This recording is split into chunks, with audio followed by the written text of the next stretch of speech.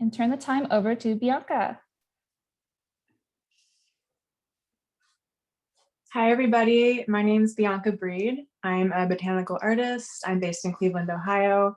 And today I'll be teaching you how to create earrings with epoxy resin and pressed flowers. Is anyone else's first time here, or has anyone brought materials to class today to work alongside me? And let me know where everyone's from. I want to see where everybody else is as well.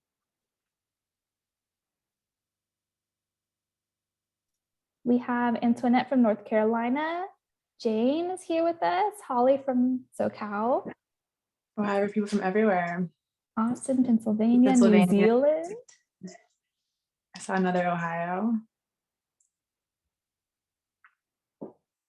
Jean is here for the first time. She has some materials to make along. Oh, wonderful. So for those of you who are making along today, you will not finish your project in this hour. Epoxy resin takes 3 days to cure. So I'll be teaching all those steps that you would do over the next 72 hours in this 1 hour. But you will do the next steps on your own once the class finishes. So for those of you who are working alongside me, I'll tell you some tips and tricks on how to do that on your own. And how to be able to do that after the class. This class will also be recorded, so if you need to come back to the class and review anything I went over, it'll be on Michael's YouTube. And I also did a written instruction sheet. So for every step that I'm going to go over today, I've written it out for you, and it's my personal process that I use in my practice. So you can also refer to that if you need help.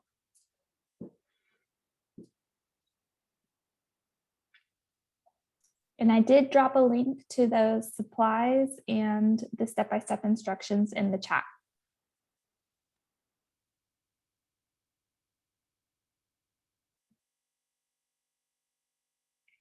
Okay, shall I go ahead and introduce myself? Should we move on with the class, Maddie? Or yeah, let's get started. Okay, so a little bit about me.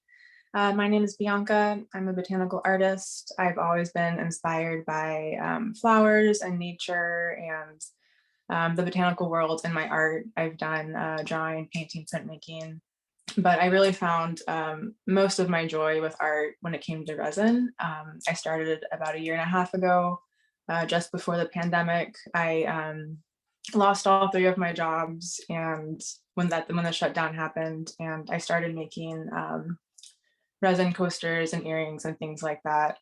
And I really fell in love with creating tangible things that can be put in the home and you can wear with pressed flowers. And it was really amazing to do it. Everything you make with flowers is completely unique since every flower is different. So I just really want to share my love for it with all of you, and hopefully you all enjoy it today.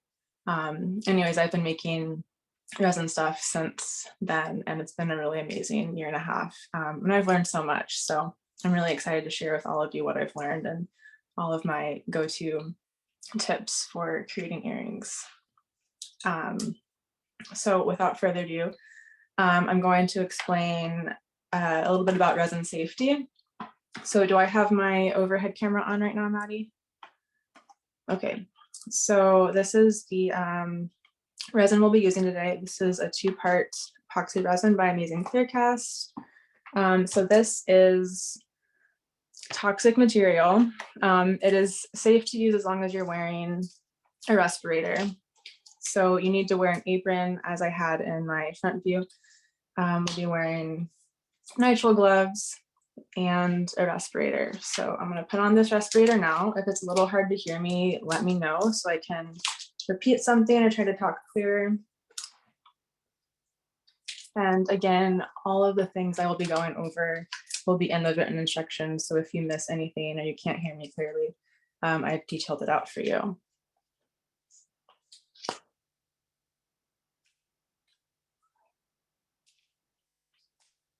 I have my respirator on. Can everyone hear me okay still? We can hear you, and I encourage everyone to keep your subtitles on, as those are automatically generated and they are picking up what she is saying. Okay, so if you're working alongside me, make sure you have your respirator. If you do not have a respirator, I'll take it off for a second. I haven't mixed resin yet. If you don't have a respirator, you should not mix your resin until you have your respirator. You should not breathe in the air that the resin has been mixed in, since it is toxic. As soon as it's cured, it's no longer toxic. But while you are mixing, there's going to be fumes. I have an air purifier. It's good to have open ventilation, all that good stuff to make sure that the air you're breathing is clean.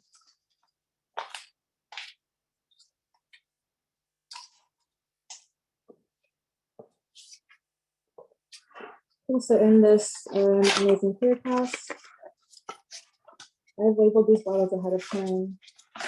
There's part A and part B.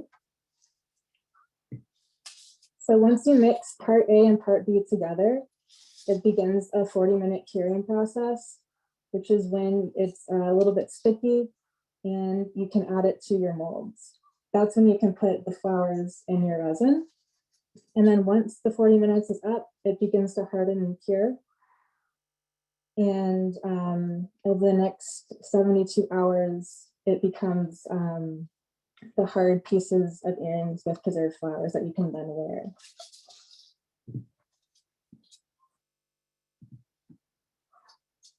So it's a little bit hard for me to talk this much and use the respirator, so pardon me if I'm taking a lot of deep breaths.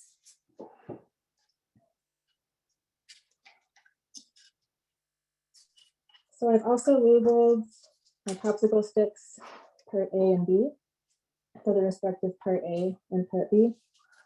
And then I've labeled my mixing cups part A and part B.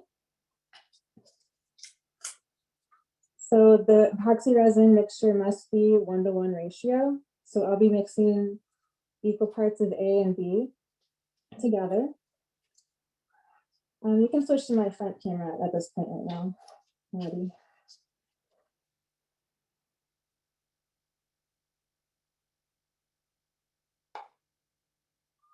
So I don't know if you can see it. These cups have, this is a graduated cylinder, so these cups have little measurements. That's really helpful for seeing exactly where you pour your resin. I'm going to do the exact same thing for part B.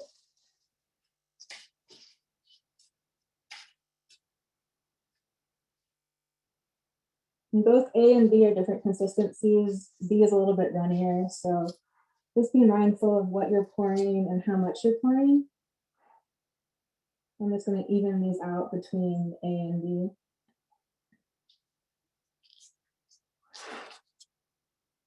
And then make sure you put the caps back on the respective bottles. So cap A on A and B on B. If you mix them up, they will seal forever and you won't be able to open the bottles again. I'm going to put those aside. So then here I have equal parts A and B in my 2 cups. If anything is a little bit more or less, you need to make sure you continue adding A and B until they're exactly even. If both parts are not exactly even, your earring will not cure properly. You can still bend it or it'll still be sticky. So then I have a 3rd cup, and I'm going to use my popsicle stick A into my cup A and pour every bit of A into the 3rd cup. So this helps to make sure that they're exactly equal parts of A and B. We can go to the overhead now. So if you can see right here, I'm just scraping the bottom and every little bit that I can.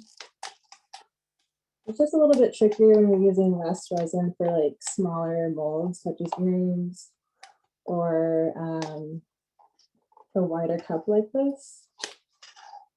I usually scrape the sides and then drag it on the side of the third cup.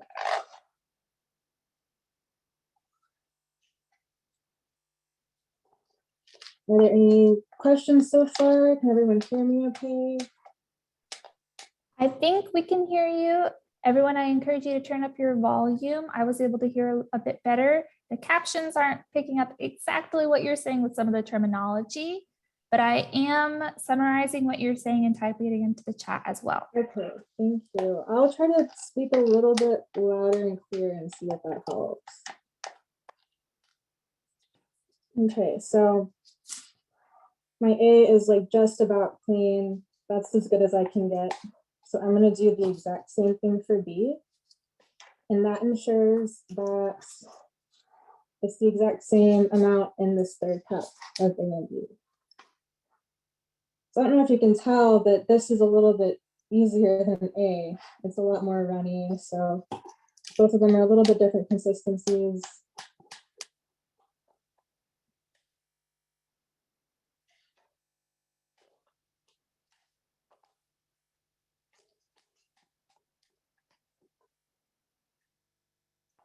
And as soon as A and B touch each other, that's when you should have your respirator on.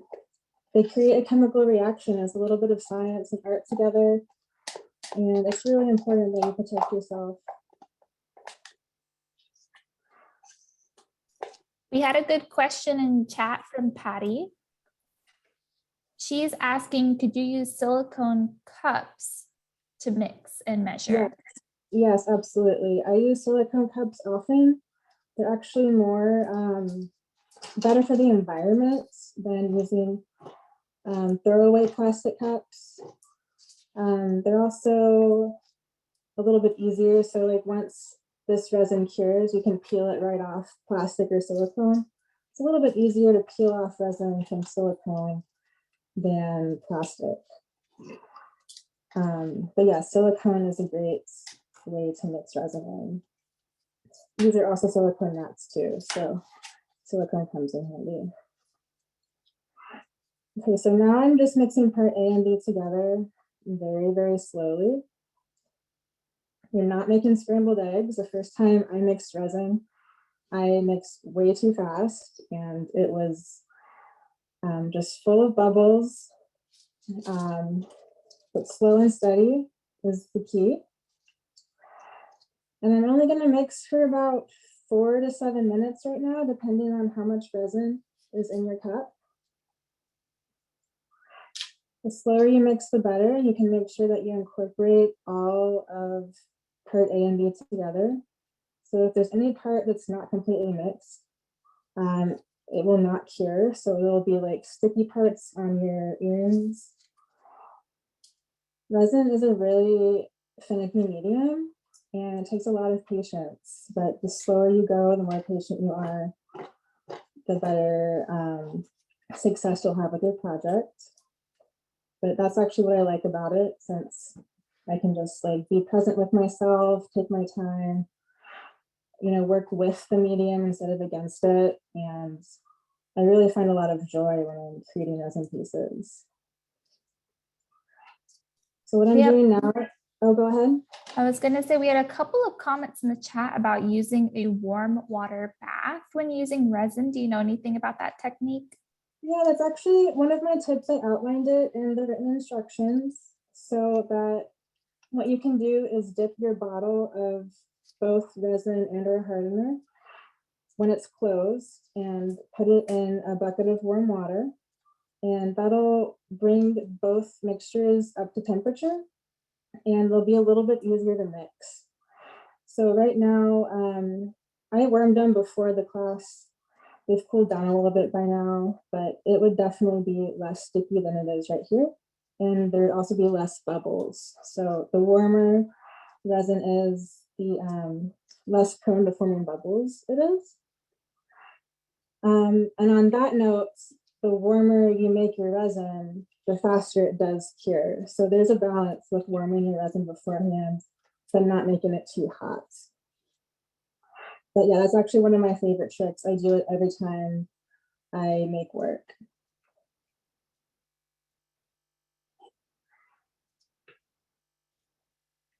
Okay, so I don't know, I'm gonna try to pull this up to the camera a little bit. It's a little bit clearer than it was before. It should be streak free. So if you see any streaks in your resin, continue mixing. You just continue mixing until it's completely clear. And then there's just a few bubbles in here. Those will pop on their own and rise to the surface. That's completely normal and also nothing to be afraid of.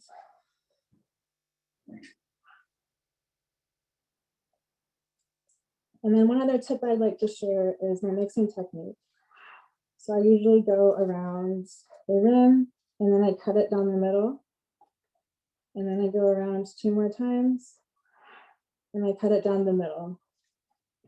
So this ensures that I mix everything that's in the middle of the cup into the larger area. Basically, like I said before, what you really want is just A and B to be as completely mixed together as possible.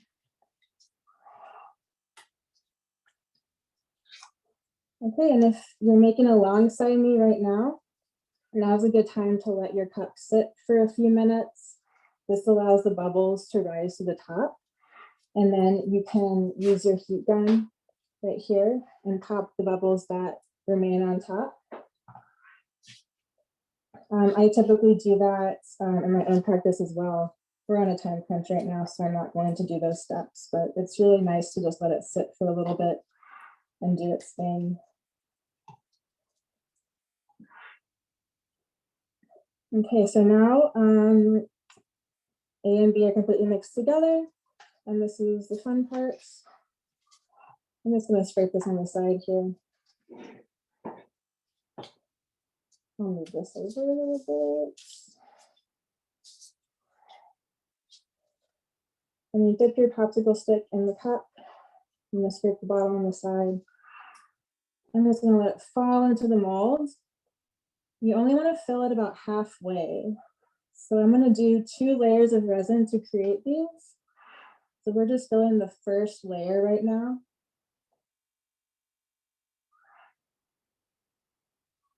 And again, the resin doesn't begin to harden until about 40 minutes. So you do have a good chunk of time to get the resin in the mold and take your time putting in your flowers.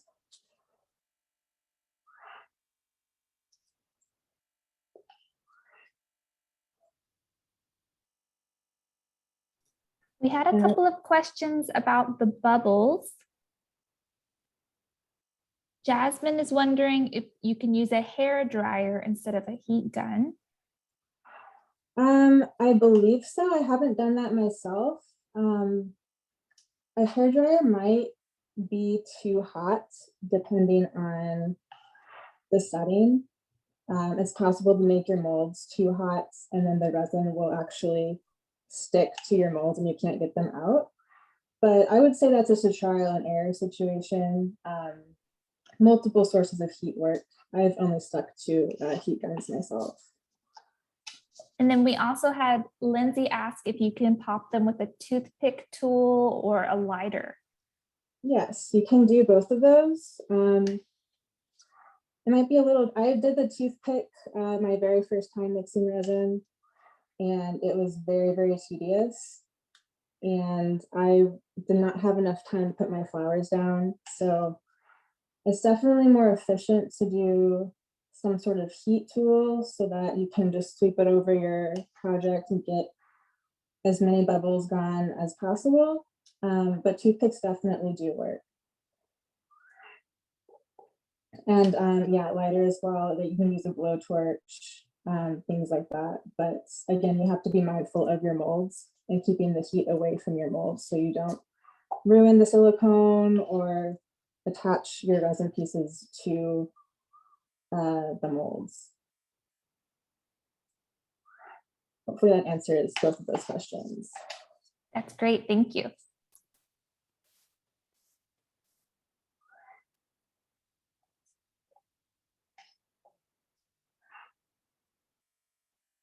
And I really just started to get to know resin just by practicing it. So I read about it, I watched videos, but the best way to learn is to just do it yourself and learn as you go and figure out your own tips. I've taught myself so much just by understanding the medium and working with it. So the more projects I created, like big and small, the more I really learned about resin. And a lot of those things I, couldn't learn somewhere else. It was just that I had to learn on my own. So I really encourage you to just give it a try and have fun with it, because it really changed my life to be able to create art like this.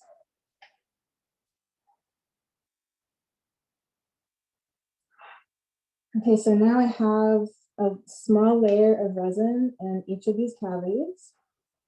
It's also okay if you get it like outside of the shapes. So now I'm going to take my silicone tool. I have these 4.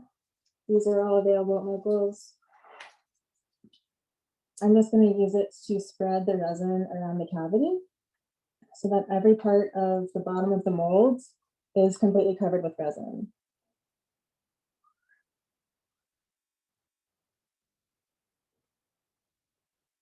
So this will make sure that there's a sticky layer for the flowers to adhere to. And so it doesn't have to be too neat. It's okay if you get it outside of the molds. That will come off right after. And I'll show you those steps towards the end of the class.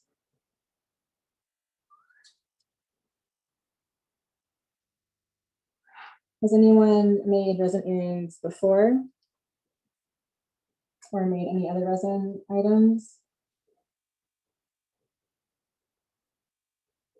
I really like to do jewelry and home decor pieces. It's nice to bring nature into the home. We have a lot of people in chat saying no, they have not tried it, but they have always wanted to. So it seems like a lot of people are tuning in to learn. Nice. Well, yeah, I actually, before I started, I think for about 6 months, I wanted to make resin coasters with flowers. And I have no idea how I realized that could be a possibility. But January 2020, I finally just took the plunge and bought the supplies and gave it a shot. And I had like the bare minimum. And like I said, that first pour, I learned so much about what to do and what not to do. But it was really amazing to start. So I really encourage you to just give it a go. That's the hardest thing to start in a new project, is to start something new, I think. Are there any questions right now before I move on to the next step? People are interested in the tool that you're using to push the resin around with. So I dropped the link to that product in the chat. These are just silicone sticks. So they're really bendable. Can you see that? Yeah, they're just really bendable. They're silicone. So that means that once the resin cures and hardens, you can peel it right off the silicone and you can reuse it for next time. So these are multi-use. They're really amazing. I just use it to move the resin around. It's a little bit easier because they're so smooth. You can also, of course, use your popsicle stick and move it around this way, but it's a little bit like, you can see the stick doesn't really fit into these small pieces. So these are really nice to use for small crevices and just really smoothing it out. You can really use any tool. These are just really handy to use. I do want to give you a time update. We are now at the 25-minute mark. Okay, perfect. So now we have all of our flowers. This is the other fun part. This you get to make whatever you want to make. So the trick with earrings, at least is what I go for, is you put the flower upside down, so like face down. So if my flower is, I'm going to pick it up with this tweezer. This flower is right side up. I'm going to put it face down into the mold. So that means that once I pop this out, that'll be the smooth surface that will be like the front of the earring.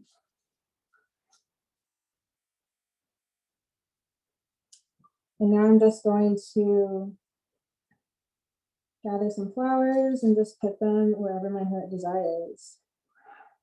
I like to put flowers where they like complement the shapes. So like round circles, round flowers. Right here we have ferns. I'm gonna pull off a fern. I like to put these on like the tall, straight places, but really you can do whatever you want with this. And it's really amazing to work with flowers since no two projects you make are the same. So every flower is different. And I think that's one of the most just wonderful things of working with real life plants. And all of these flowers are available at Michael's. Michael's does have more colors of flowers. I also press my own. You can go pick your own and put them between layers of paper and then put those in your earrings to make it a little more personal if you're making gifts. You can also do a ton of other materials if you're making resin earrings, but I truly love pressed flowers.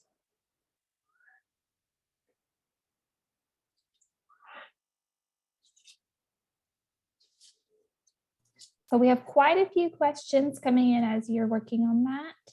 Okay. So first off, we have, can you put the flowers face up? Yes.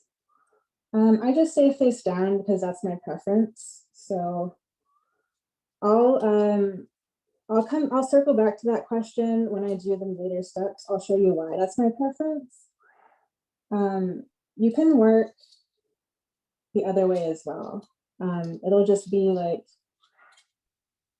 the layer you put down second will have a few imperfections that may not be visible if you work the other way. But I'll circle back to that later and show you more detail. But you can do whatever direction that you want. Then we had a question about handling over pours. If you pour too much into your mold. Yeah, so if I do an over pour, I'll just demonstrate right now. I'll do an over pour right there.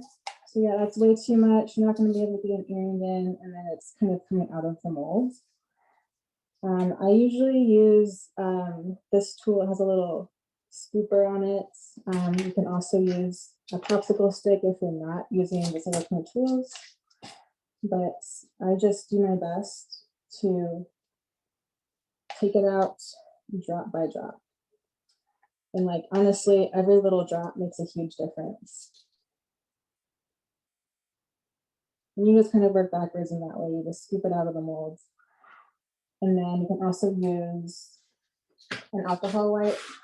I'm gonna put it on my finger. And then you can scrape around the edge of that shape. And so now it's a little bit back to halfway and no longer over poured.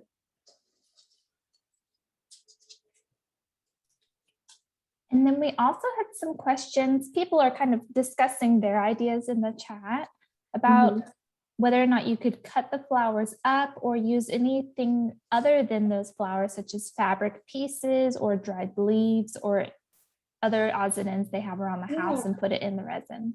Yeah, anything that is dry, we can put into resin. Paper is a little tricky. I haven't used paper myself, but you have to seal it, I believe, with Mod Podge before you put it into resin. Other than paper, anything that's dry you can put in. So I use insects that I find in my windowsills. I've done shells, I've done rocks and twigs, dried leaves, really any kind of natural material that is completely dry, you can put into resin. And then same with this over here. I wanted to highlight this gold and silver foil. This is really fun to add like some sparkle to your creations. I usually get a little bit on my tweezers or on my silicone stick. This one has a nice pointy feature. You can just spread this around as well. So there's a ton of like sparkles, glitters, pigments out there you can also add to your resin. As an artist myself, I only use natural materials, but there's so many possibilities of what you can create.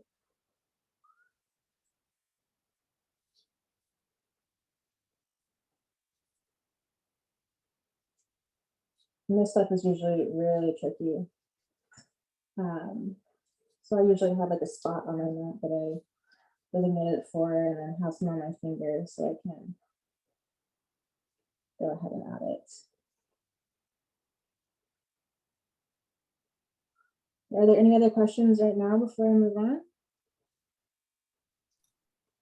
No more questions, just a lot of chat about different items that people like to use in their own UV projects, in their own resin projects.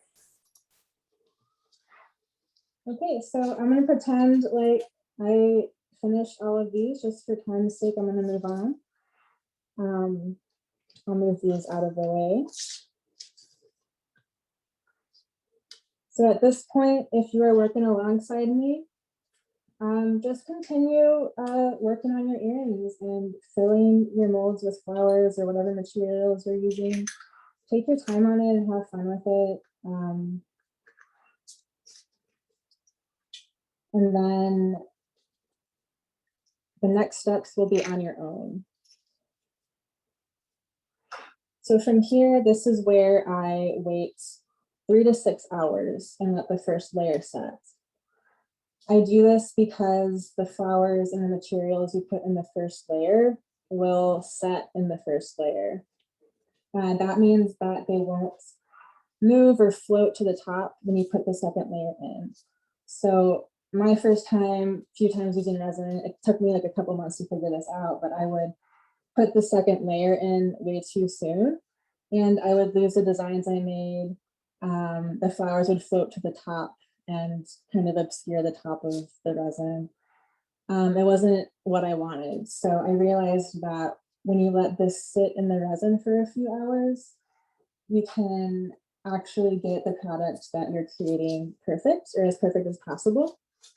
And then when you put the second layer in, it is still the same. So I'm going to put these aside right now. And I've created versions ahead of time to show you those steps. So these are earrings that I made with one layer, and all of the creations are completed. So now at this point, I don't know how you can see this, but it's hard. You can't move anything around. The flowers are where they are. At this point, I also like to see where the flowers come above the mold. So actually the front facing camera would be helpful here. I don't know if you can tell in this light, but you can see some of these flowers, like the red flowers right here, are sticking above the mold.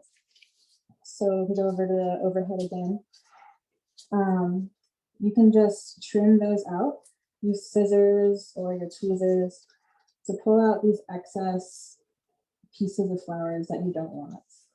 So what happens is when you fill your second layer, you won't be able to cover the entire flower and they'll stick out of your earring. That's completely okay if that's your preference, but if it's not, I like to clean these flowers up.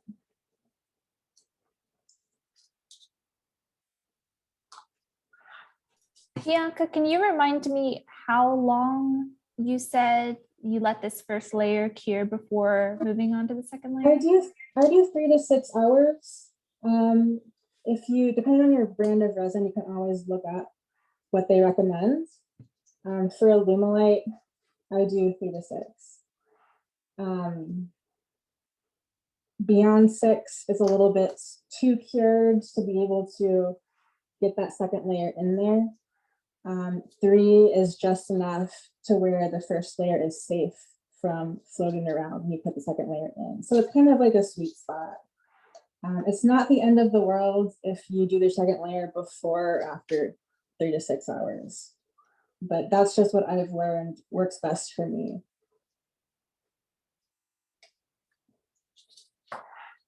Okay, so now I'm going to show you how to do the second layer. This will be just repeating the first couple steps that we did when I mixed part A and part B. I still have some left right here. Is anybody want me to show you again how to mix both parts? So I can absolutely go over that again if anybody would like to see that. While we're waiting for someone to let us know if they want to see that repeated, we did have a question earlier of how you approximate how much resin you need to mix in the first place. Do you have a method for That's a deciding? great question. I usually, so you can pour water into your mold previous to mixing your resin, and then just fill each mold with how much you plan to mix with the water, and then pour the water into a cylinder where you can measure how many milliliters it is, and then you can see exactly how many milliliters you would want to work with. That's the most economical way to not waste any resin. As for earrings, I usually just kind of eyeball it, and I mix whatever I mix, I try to use. So in my own practice, I'll have a lot of these molds so that I can make like 10 earrings at one time. And I would typically use all of this. But that is one trick to do it, is to fill your molds with water and then measure that out. Since A and B work on milliliters and like by volume rather than by weight. That is such a great tip. I haven't heard that trick before. And people in the chat are saying they have no need to see it mixed again if you'd like to skip that. Wonderful. So because I have some left over from when we first mixed and I can still use it, I'm just going to pour this as my second layer. I'll show you this time with the silicone tool. You just lightly drop it into the mold again, just like the first layer. And this time, your flowers and materials will not move around. It's really wonderful. And right now, this is a really good time to make sure you don't over pour it. If you over pour, it might be a little bit difficult to get the jump rings around them when you assemble. That's completely okay. Just cause a little bit difficulty later on. So I usually do less and then add more if I really think I need to.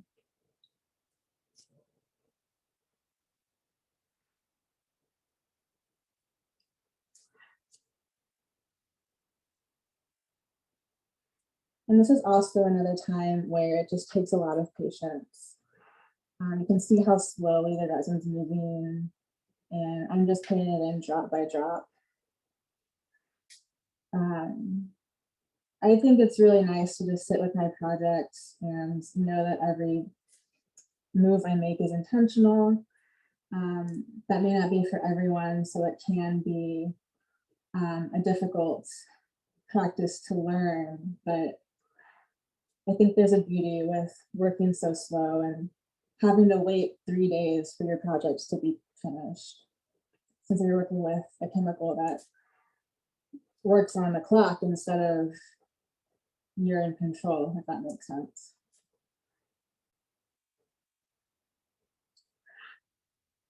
Are there any questions at this time about these steps? Yeah, there are a couple of questions.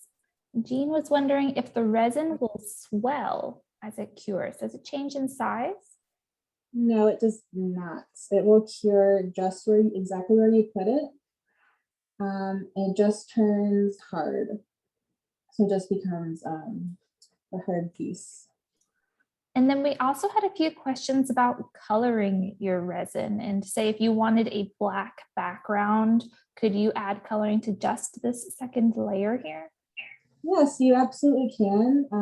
I have not done that myself, used any color or pigments, but there are plenty of products and resources that Michaels offers that you can look up.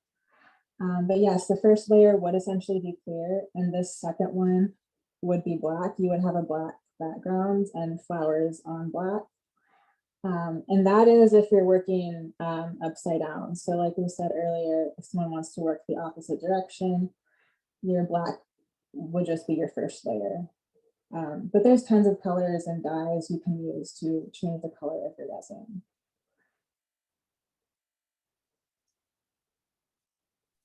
And then we also had a question about resin yellowing over time. Do you have any insight onto what you can do to prevent that?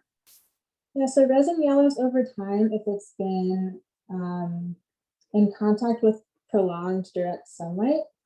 So the more sun exposure, the more prone it will be to yellowing and losing the colors of the flowers.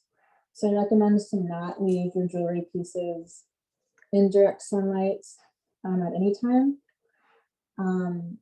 But many resin brands have UV inhibitors, meaning that if they are exposed to sunlight, it would take a very, very long time for the resin to yellow. So there's a ton of products out there right now that are really anti-sunlight, and if you leave your product in the sun for a little bit, it's not going to ruin your piece. We're using Amazing Clear Cast by Illumilite. They also have a product that is, I believe the highest like UV protection on the market right now. They're a really great brand. So if you wanted to do something for like extra sun measure, I would recommend looking into them. And they are available at Michael's as well.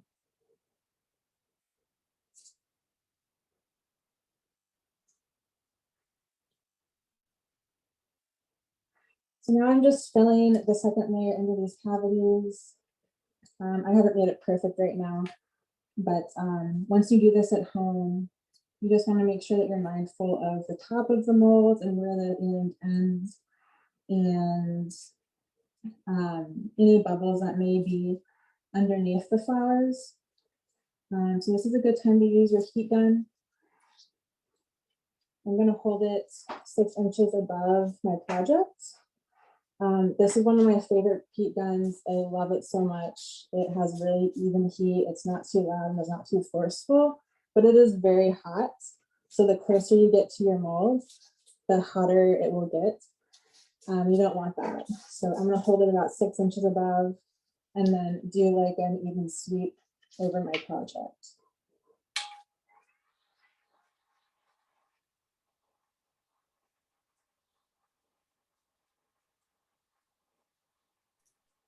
Bianca, to give you a time check, we're at the 45-minute mark. Okay. So now that we've done all of this, I just use a heat gun to pop the bubbles that are on the top of the earrings. You can do that on the first layer as well. I skipped it for the first layer, but anytime you use your heat gun to pop any bubbles, it works excellently. So now you set these aside out of direct sunlight, and you can wait 24 hours. And in 24 hours, they will be hardened and you can pull them out of the mold. So I'm going to set these aside and I will show you those steps. I'm going to take off my gloves right now as well, because I'll be using my finished pieces.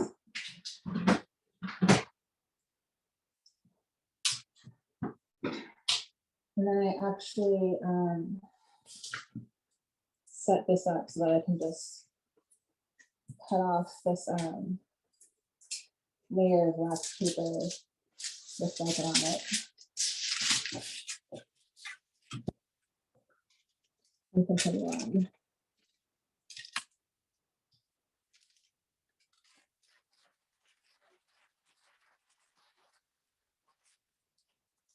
Okay, and then if anything is on your fingers, I use an alcohol wipe to wipe my hands down. Alcohol is great to get rid of resin.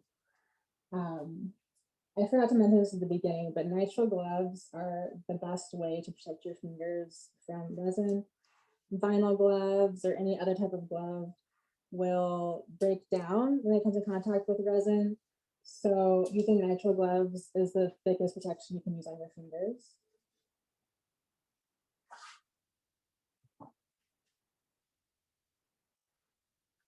So in 48 hours, you will be using your earrings.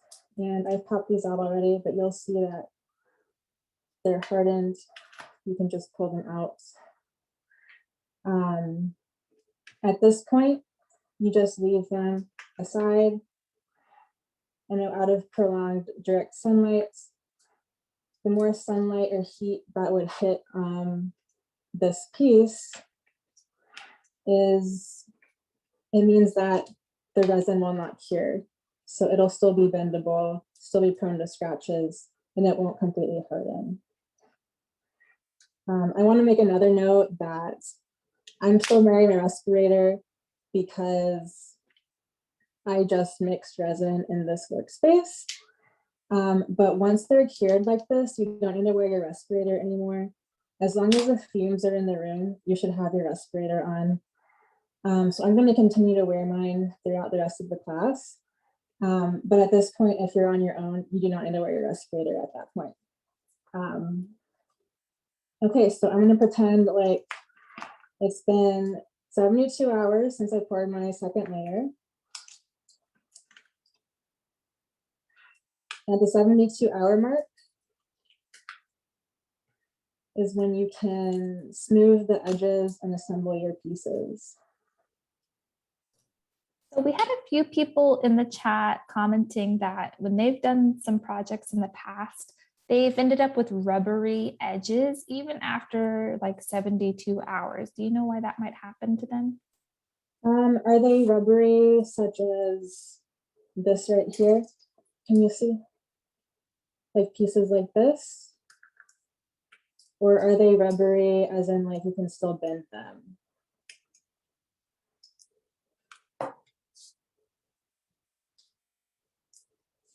Did anybody clarify that? I can go over both of those situations too if needed.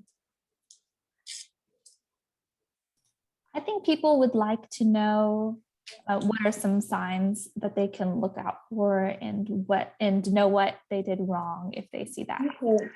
So if your pieces should not be able to move, but if they are rubbery and still bendable, that means that part A and part B were not exactly equal.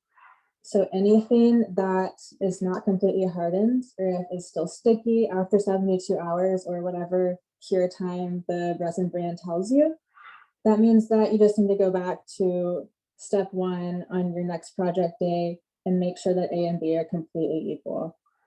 The temperature of the room can also inhibit that as well. So the temperature for resin should be around 70 degrees, 70 to 73 degrees. You can always check your resin sheet to make sure that you have the temperature correct for the brand you're using.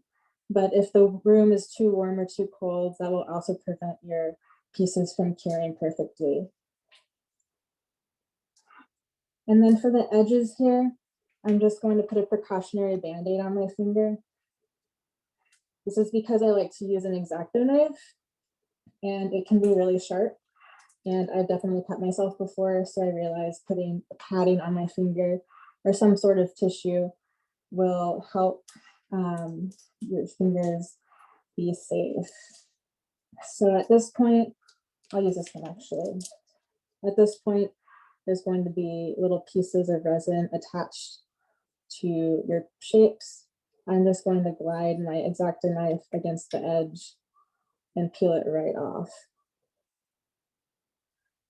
I'm just going to go around every piece of my earrings that may be imperfect. So like right here, I have a little stem. I'm just going to chip that stem off. And these pieces will be rubbery as well. So because it's such a small amount of resin, it's going to be a little bit malleable still. But the larger pieces will be hard.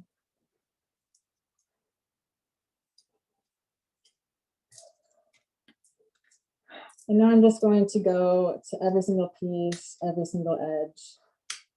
this is another time where it's really important to just be as slow as possible, really steady, because you're using a sharp blade. You can also use sandpaper, but I prefer to use an X-Acto knife since I can have more control, in my opinion. Are there any questions about these steps at all? We had a couple of people saying how they like to do it, and Lindsay said she uses new nail clippers to chop off these bits. Oh, that's a great tip. Yeah, anything sharp or pointy, I'm sure would work. This one also comes in handy to put the blade through the hole and make sure that the hole is open and just twisting that a little bit. You can do that with other tools as well. So Patty says she used a nail file, but then the project became dull. Do you know how to make it get shiny again? Yeah, so once you sand resin, it becomes dull and it's no longer shiny. So that means that you would need to add another layer of resin. You can either paint it on or drop it on by little droplets. It does, in my experience, I've tried it, it makes my project a little bit, how do you say, like less pristine. You can see more of like the maker's hands, but sometimes people are into that. So if you like to have the moves that you make in your handmade work visible, and that's something to definitely consider. But yes, once you sand resin, you cannot unsand it essentially, so you just have to add more resin to fill in those grooves that the sandpaper makes.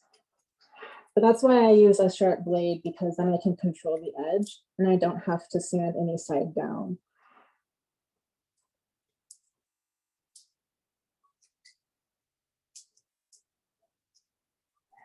Lindsay said she likes to use a gel nail polish base and use a UV light to cover up any imperfections like that.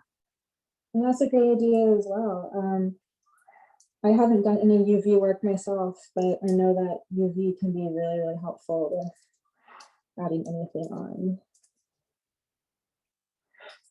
Okay, so at this point, all of my pieces are sanded. I feel really good about where they're at. Now I'm just going to assemble with earring hooks and jump rings.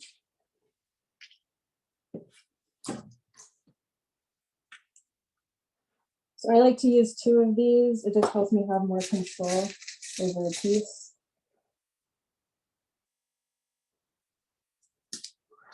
I hold it in one hand and then the other one I bend the opposite way. Just put it through the hole.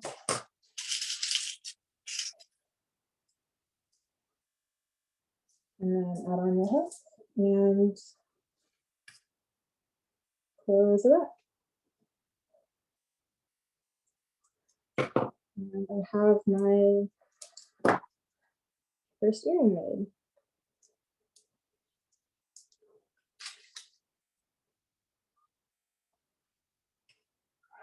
I'm just going to continue that until I have all my pieces completed.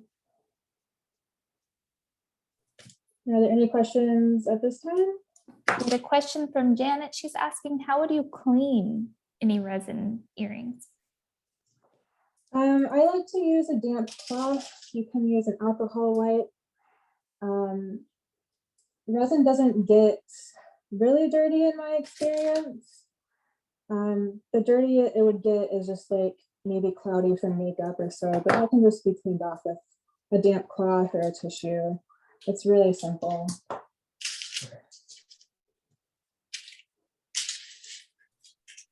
We have a couple more questions. How many times have you been able to use your molds? Hundreds, honestly. They really last forever. The only time that they really break down is like if I applied too much heat and the resin stuck to the molds and the silicone ripped out when I was demolding my project, or just over time, if you use it often, it will dull. And so if you can see in the video, this is really shiny. the shine would just go down, but it takes a long time for that to happen. There's also a mold release spray that you can use. I like to use that on my molds before I start a project. That means that I just coat it in a quick film of this release spray, and it gives it a nice protective coat, and that also preserves the life of the molds. And that one's also available at Michael's. I did add that to the supply list as well.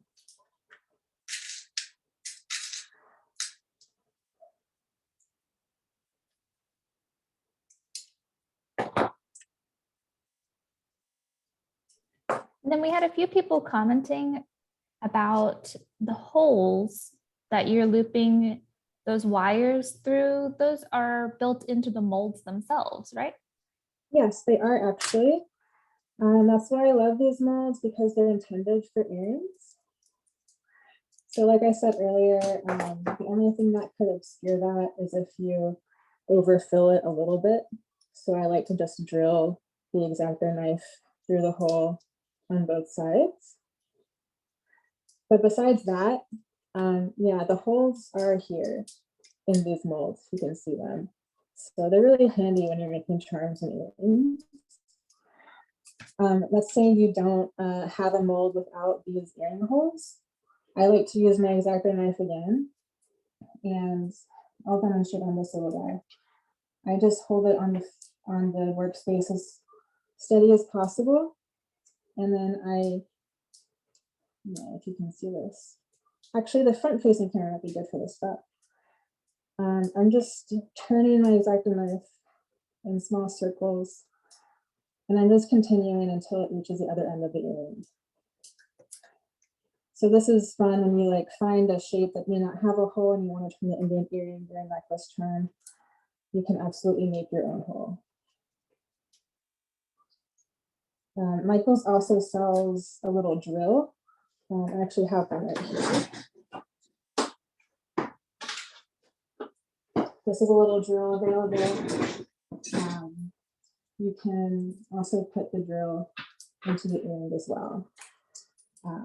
This is a tool that is by the same brand of tools as the flowers are made. So Blue Moon sells this tool as well.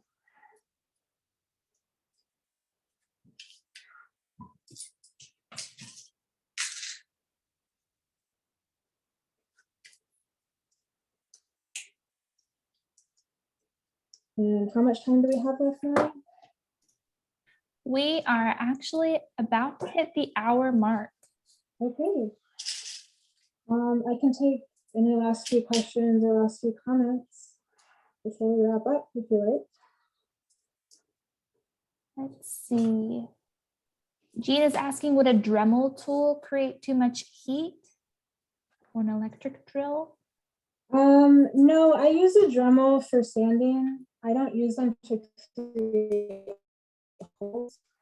But again, you have to be careful when you sand so you don't accidentally make marks on your projects. I've used a Dremel and then like streaked the front and then, ruined my piece. But I don't know if Dremel sells a pointy tool that you could make. You could absolutely try it though. There's tons of tools out there that you can use to create your own holes and things like that. We are getting a lot of great comments. Thanks for the demo. It was great. You did an amazing job explaining your process. Thank you. So I'm so glad y'all got something out of it. Very informing and motivational. Thank you very much. Thank you. Great I'm so glad comments. that you all joined me today. And as a reminder, this has been recorded, and if you ever want to come back and watch it, it'll be uploaded to our Michael's YouTube channel tomorrow.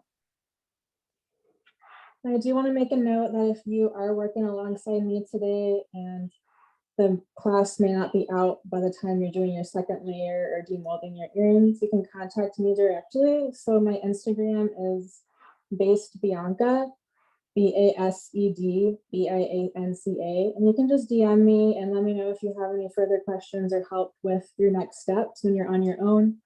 And my website is Bianca Breed. I have a little contact button on there as well.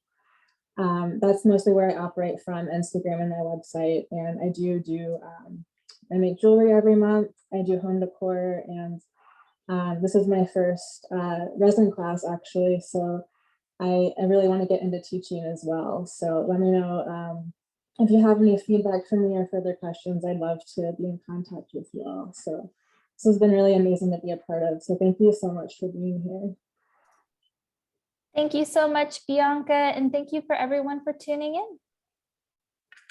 Thank you. Bye, everyone. Thank you. Bye.